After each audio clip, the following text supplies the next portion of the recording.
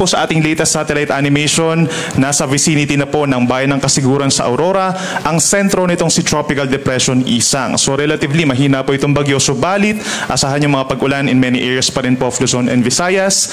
May taglay na hangin na 55 kilometers per hour malapit dun sa kanyang gitna at may pagbugso na hanggang 90 kilometers per hour. Kumikilos po pa westward or pakanluran sa bilis na 15 kilometers per hour. So hindi siya kabagalan, hindi rin po kabilisan.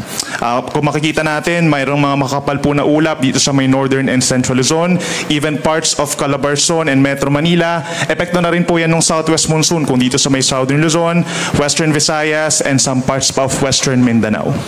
Base rin sa ating latest satellite animation, meron po tayong namataan na panibagong low pressure area malapit dito sa ating Philippine boundary sa may east po of Mindanao. Nasa higit 1,000 kilometers po silangan ng southeastern Mindanao. Low chance or mababa pang chance na ito'y ma-develop bilang isang tropical depression hanggang sa weekend po. No? Subalit patuloy yung pagmamonitor natin dahil papasok ito ng PAR any hour or in a few hours, and then possible na magpaulan din po over the weekend dito sa may eastern sections ng Visayas po and Mindanao.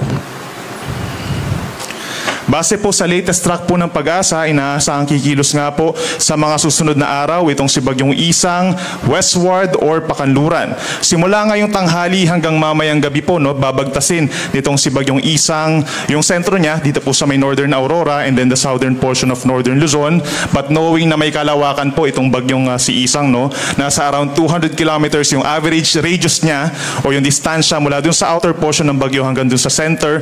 So hagip din po itong malaking bahagi din ng Central Luzon.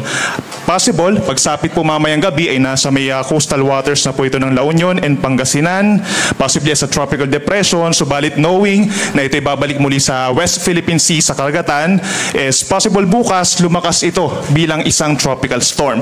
Pero yung magandang balita po, no, bukas unti-unting lalayo ito sa ating kalupaan at posibleng lumabas po ng ating Philippine Area of Responsibility pagsapit po ng late morning or bukas ng hapon.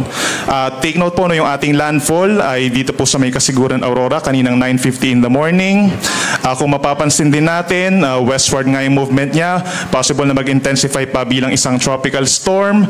Pero habang nandito po siya sa may northern and central Luzon, yung pinakamataas na wind signals po natin ay itataas ay hanggang wind signal number 1, no, kung pagbabasihan po natin yung ating latest track. At hindi rin po necessarily diretso yung pag-cross niya dito sa may parting northern and central Luzon, no, maaaring magkaroon ng pagbabago doon sa tatahakin niyang sentro.